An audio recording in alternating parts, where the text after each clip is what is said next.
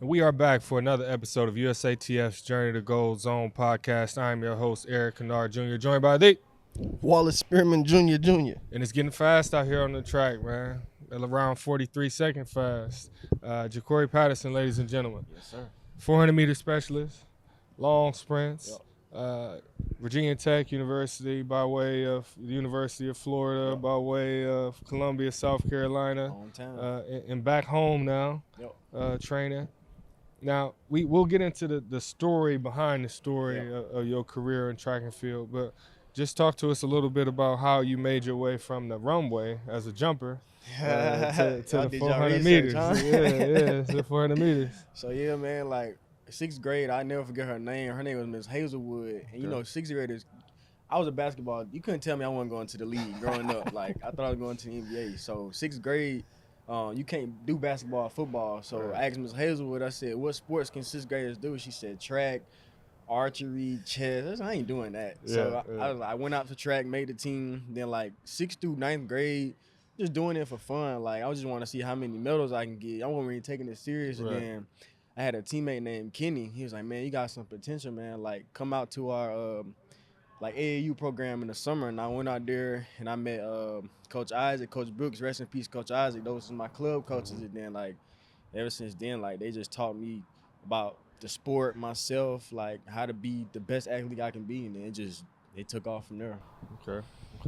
What jumps did you actually participate in, though? Long jump and triple jump. So I was 24-2 and 46-2. No high jump? No high jump. I did it one time in middle school, but I ain't like it. I couldn't get the hang. I don't know how you did that, bro. That So form, man. you said you were a hooper. How old were you at your first dunk? I was in 10th grade. I never forget. I was at Woodland Park. I ran out the gym. I was so happy. I was so happy. It was on video and there. I still got the video on my phone. Regular, Never deleted seriously? it. Yes, I'm Windmill, never what deleting was it. it? It was just a little The rim graze. graze. It was a graze, but I touched that rim and it went in. That's all I needed. That's what's up. So from hoop dreams to running the 400 meters around the oval. Yep. Now, for those who don't know, you've had great experience on the track outside of this breakout season right now in 2025. For sure. Been on a few international teams, world relays, right? Yep. And some international 4x4s. Mm-hmm. How is that now, having that international experience? Yeah. And going from, some would say, a part-time professional athlete because you were working for a period. Yep. And then, just recently transitioned into basically being able to reach your potential in training and having the ability to do that full time. What's changed in your mental preparation and perspective as it relates to that outside of being able to rest more? Yeah, facts. And how do you kind of maintain that hunger now that you are a Nike athlete? And I'll say it's a blessing, man. Just being able to, I think, first team I made was Glasgow in 2023.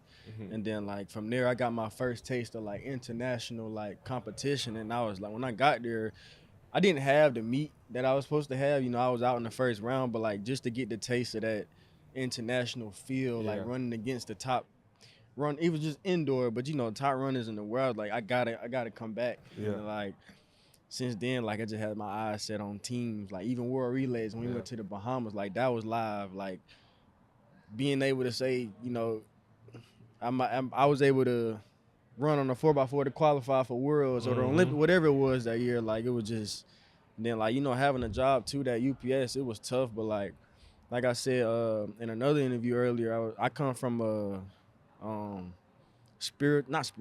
religious family. And, I know, like, in the back of my mind, late nights, 3:30, 4 in the morning, like, God ain't gonna put me in no situation if I can't get out of it. Like, He got me here for a reason. And, like, I'm 25 years old. Like, I'm young. Like, and I ain't feel like the least that it was time for me to give up track. Right. And that's just what kept me going. And, like, I'm trying to feed my family, man. Like, I want to feed my family. Like, I want to feed my, like, that's the goal. Like, of course I want to take care of myself too, but like I always had, since I was a pup, like, I always had dreams of just providing for my family. And I was not going, even if it wasn't track, I was not going to stop until I got there. And it's just like a stepping stone for me, man. I'm just blessed. Yeah. So hold on, I want to backtrack just a little bit before we move forward.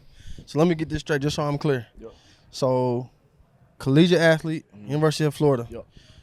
it's time. You're done with your eligibility. It's time to go pro. Yeah. So what's that process look like? So I wasn't able to go pro out of college. I sat down, questioned like, do you still want to do this? And like, it was an instant yes. Like I already knew, like, cause I had ran 20.1, 10.1, and like 45 low. So like it was still there. I just had to find it. Like and I was not gonna stop until I find it. Like my pops.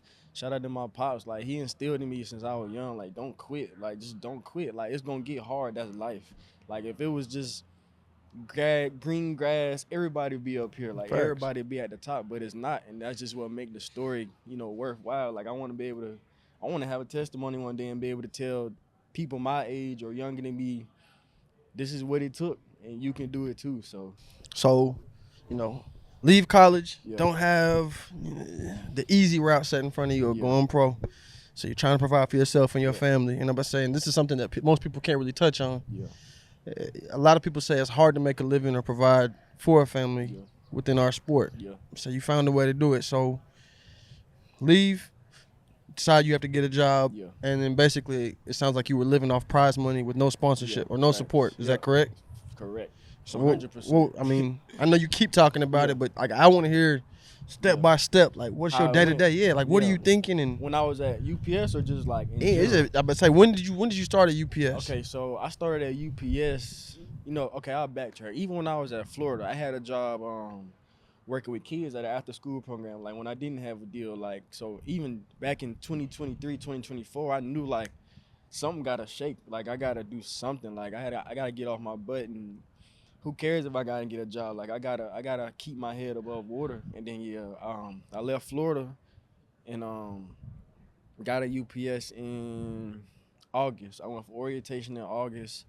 Started working there next week, and it was crazy because I really wanted to do the day shift, which was I think it was like 3:30 to like 9. But like I'm like I don't want to rush after training and weight room. Like I'd rather go home and nap until I got to go in rather than just go straight from practice straight to work. So I'm like, this night shift going to be tough, but, hey, who cares? Like, then once I told Francis, I didn't want to tell him at first because I didn't want him to think like, you're not going to be able to train, 100%. But he was like, man, we're going to just have to, Francis pretty well. Like, he's like, thug it out. Like, we gonna make it happen. And he used to tell me in the fall, like, I'm going to get you right. Like, you going to run. When he used to tell me, like, you going to run 43 this shit, I'm looking at you like, bro, I haven't ran 44. I haven't touched 44 since 2021 before this. So I'm like, bro, really? You think I'm going to drop a whole second this year? He's like, JP, yes. A little accent.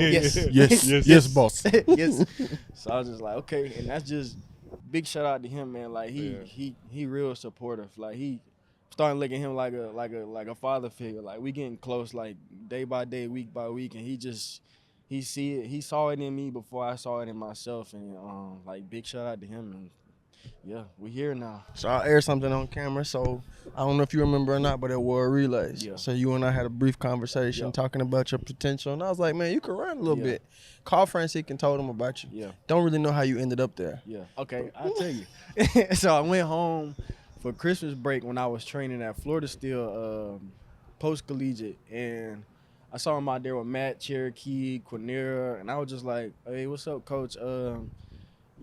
Just messing with his head a little bit. I'm like, you think you'd be able to train me if I was to come home and train with you? He was like, yeah, man, I'm out here. My wife just got a job out here, so I'm here. So I was like, okay, cool. And we just left it at that. Like, I didn't get his number or none of that. We would just see each other at meets. You walk by faith. I walk past him like, what's up, coach? Boom. Mm-hmm. But, like, we both knew that man, like, hey, I'm coming. And then, bro, as soon as I got done with my last meet, it was a meet in Gainesville. Yeah. Man, I called Francis that next week. I said, we still on? He's like, yes. We talked for like 30 minutes. And then my lease was up, August 1st. I was out August 2nd. And I went home. He said, we're going to start mid-September. Boy, that fall training, boy, hey. Grass run, 90-second tempo runs, wickets. I trust me. But know a little bit about it. So, yeah, we here now. I don't know the recipe. I'm just saying. Yeah. Oh, you know it. Yeah, facts. So, man, like, literally, infatuated with your story. So Francis calls, I don't know. I have the same relationship you do with him. So we still talk to this day. He was my coach, just in case people didn't know. Yeah. I heard he was crazy back then. Yeah, exactly. Yeah, I think a lot. I think I was the guinea pig. So he tried a lot of stuff to see if it worked on me. And so you're welcome. Yeah. But back to this. He calls and he says, man, I got this kid. He's going to be talented. I'm like, Francis, we already talked about him. Yeah. Cool, no problem. I need you to help him out, help him get a sponsor. He's working overnight. You have to drive some ridiculous amount or distance to get to practice or home. Or, So what is it, an hour drive or something? Or what? It was, so the drive to my job to home was only like 25 minutes. But I think he was just the timing and stuff, everything. 5 o'clock in the morning, like he ain't like that. So he was real heavy on, we got to get you a deal, bro, so we can handle business and just focus on training. And I had to put my body through all that, but yeah. So now we fast forward. You get a deal. You go win a Diamond League event. Yep. First one. Okay. It was live. Talk to me about that then. Bro, Rabat, was yes, that? Rabat. From watching the Diamond League to being out there. in it, like growing up, cutting on I don't know what it used Universal to come on. Sports. Yeah, like when it used to come on TV, I'm like, bro, that's crazy. Seeing Noah and freaking what's his name, Mike Rogers, Justin Gatlin, like seeing it, but actually being there, like when we walked up the tunnel, cause practice day is like it's empty, and then when we walked up the tunnel to go and to set our blocks, I'm looking around like, yo, like it was packed, like loud, like I never ran in nothing like that. And then like I'm nervous a little bit, but I know at the same time I gotta lock in. Like I gotta the scenery and stuff is cool, but I gotta go out there and still execute at the same time. It was a stacked field. Who else in the race? It was me, Quincy. It was Big Quincy or Lil Quincy? Big Quincy. Okay. Big Quincy. From Botswana. What's his name? He ran 44-2 this year. Not Tobogo, was the other kid on the football field. You know what I'm talking about. Who else? I got brain freeze right now. But a competitive enough field to where for sure. Yeah, I knew I had to go. What lane you have? I think I had 7. Oh, okay. Yep. Are you running for your life then? Yeah. Thanks. Like tomorrow I got 8. I gotta run for my life tomorrow. Yeah. So you win that one. Come back here. Yep. Training again. We got a long season ahead of us. You got a big race tomorrow going into Prefontaine. Facts, real big. This is probably one of the big, because you got the top 3 medalists in the Olympics tomorrow. Plus, you got Chris Bailey. You got Caleb Murray, who just went 43.9. You got Dobson, Doom, Karate James, the OG. Mm-hmm. So I got to come with it tomorrow. And I'm not going to skip past this, though. You were part of the American sweep that happened at World Indoors. Yep. 1, 2, 3. So I'm about to say, and what place did you get? Third. Okay. I know that look. I know that look. Wallace wanted me to go out and win. I tried, man. Lane 3 was tough. I get it. But that's still another notch in the belt where you gain some experience, right? And I'm about to say, shout out to your teammates, Brian, Chris as well. And then you went out there and got a medal in the 4x4 as well, huh? Yep. Mm-hmm. That was live too. Like even Elijah, because Elijah was in the room just chilling the whole time. But even for him to just come up and us just go out there and sweep, and then to do it like you said with Chris and Brian again, to go out and sweep and then come and get a gold medal, like that was like a pinch me moment for sure. Yeah. That international resume started to come together for real. Facts. Facts. So what else is left for you? So what would you like to do? What would you like to achieve in this sport? I can't even put it into words, bro. I feel like I haven't even scratched the surface of what I can do yet. Like, I don't know. I don't know. I just know I'm trying to be up there though. Like I don't want to put I don't even want to say it because I don't want to put no limitations on it. Like who knows? I could be the first one to go 42. Like I don't know. Like I don't know what I could do. Like I just know I'm gonna keep trusting Francis. I'm gonna keep my support system close. My mama, Tori, Brittany, Pops, like anybody who genuinely support me, like I'm gonna keep them close because that's what you need. Like you need that push. Like it's cool, I got it by myself, but you need that circle around you to be able to support you as well. So I'm gonna just keep going. I'm about saying, so you find out that a lot of athletes, they find success because of the situation that they were in. Yeah. So you're faced with adversity. And genuinely, you see people who can handle that Yeah. come out to be world number ones. And if you ask me, congratulations to you for signing with Nike. Yeah. But that also took away another reason that you have to work so hard. Yeah.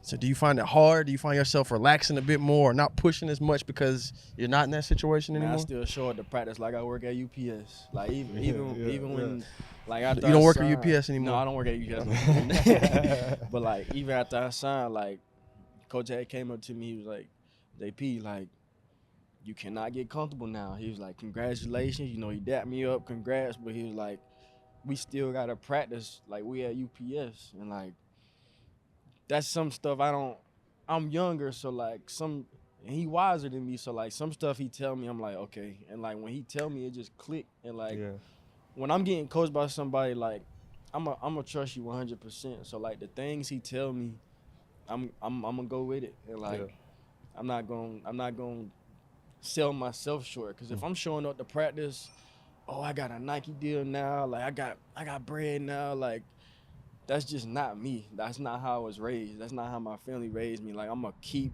going until I can't no more. I don't care how much money I got in my bank because it's always more. It's levels. Like, I'm trying to be at the top of this roof. At the top of this roof. In the upper room. I'm all the way down here right now. So, like, I'm just not going to get comfortable at all. Yeah. Well, listen, world indoor bronze medalist, world indoor gold medalist on the 4x4. World relay was a gold medalist, right? What did we get? Okay, so. Oh, no. My fault. Yeah. See what happened was. I was sick, boy. The money was in the savings instead of checking. Man, I take seen 3 it. business days. You know, but look, Shout out to repetize. Champ, man. Hey, yeah, exactly, man. He got done. He got done. Yep. A huge. The reason there was able to be a 4x4 at the Olympic Games in Paris, and at a ripe age of 25 years, you'll be in your prime, primed up, obviously, for LA 2028, which That's I know the is a goal. goal for sure. Now, before we get there, we got to get past tomorrow here at the 50th Prefontaine, pre-50. And then furthermore, obviously, our U.S. Championships coming up. Will you make any moves as it relates to, you know, dropping back down and running some more 200s, or you just gonna focus solely on the quarter and kind of that to be the bread and butter? I ain't gonna lie, 200 my baby. I love the 200. Like that's my favorite race. Like, oh boy, I think Hey, cause Francis, he don't want him to drop. I think the 400 just come more natural to me. But I was a sprinter / jumper in high school, so 100, 200, like I love running them. Are you trying to make it back down there? Yeah. Not primarily like just to focus on those, but like dip down because I still haven't won 19. I PR 2014. Yeah, so I gotta get that 19. Even 9. Like I want to be, you know, in the conversation with Michael Norman. Easy, fella, easy. Yeah, I'm coming. Okay. 9, 19, 43. Like that's the goal. Like I gotta get in that book. Like so. Yeah, I'm gonna definitely dip down and stay. So I'll tell you a secret. So he runs 43. Francis calls, Wally, I think he run too fast too soon. I got to put him in some 200s. He can't run 42 yet. Yeah. I'm like, what? Not yet. It's not time. It's not time. That sounds just like him, too. Oh, he knows. Anybody knows. Anybody knows. Because you was with him from how long? From 09 till 13. Yeah. Yep. No, man. So I'm sure. But so he talks about 250s and other things. Man, but I ain't gonna lie. He told me you ran a 250 in like 24 or something like that. I said, what? He was like, it was before Worlds or the Olympics or something like that. I said, it was a one and done, I think. Mm-hmm. Crazy. He's like, that's when I knew he was ready. Exactly. Well, look, I want to say this. We're talking about fast time. Missed opportunity right now. UPS, y'all dropped the ball on this one. Look. You had the world fastest employee. I about to say, that's a marketing slogan right there. Man, what? Talk about getting a package to the doorstep. The fastest possible. No DHL or anybody else. Nobody. But I ain't gonna lie though. Sign them. I will say this. One of the reps from UPS did DM me. He was like, "Hey man, we want to bring you out to New York and have you speak." I don't know what doors that could open. Oh, You should it's do it. called- I was like, it's Coming. called- That's what you're doing. You did do it. Oh then. yeah, for sure. Okay. Yeah, Yeah. it's later on this year, but I'm like, Lock that Yes, in, bro. yeah, for It's a sure. lot of money, obviously. yeah, out there, but especially if you start to get into speaking and doing speaking engagement, especially corporate events. Like, so definitely lock that in for sure, man. For sure. And we can't wait to see you obviously compete tomorrow, and more excitingly at the U.S. Championships back here in Eugene in preparation for the Tokyo World Athletic Championships this summer, man. And Jacory, listen, it's been an honor to hear about your story, not only sitting here with you, but obviously to watch you from afar and watch you mature and grow. And I hope to see you drop not only that 42, but dip under 19. Under 19? Under 20. Dip under 20. Excuse me. 19. My fault. Hold on. Hold on now. Wait a minute, brother. Penis cup. But, I don't know about that 100, man. That 9, man. That's rough on sprinters' bodies. That's all I say. Listen, hey, I ain't gonna lie. That's sprinting, boy. I talk about redlining for sure. Where can people find you on social media? I say when they follow the story. Instagram, Major__Corey. Twitter, Jacory P77. I'm working on getting more active, man. I'm trying, I'm not a big, poster and stuff like that, but I'm learning that stuff is important, so I'm trying to. Well, you got more time on your hands now to do it, for sure. And sometimes it's not just what you do on the track. You have a story that resonates with a lot of people, the underdog story, so I definitely feel. Facts. Continue to hone in on how to communicate that, man, for sure. For sure. I appreciate y'all having me, man. Man, listen, good luck. Always rooting for you, big dog. Always. And we appreciate you for joining us. We appreciate y'all for joining us for another episode of Journey to Gold Zone. Peace. Yes, sir.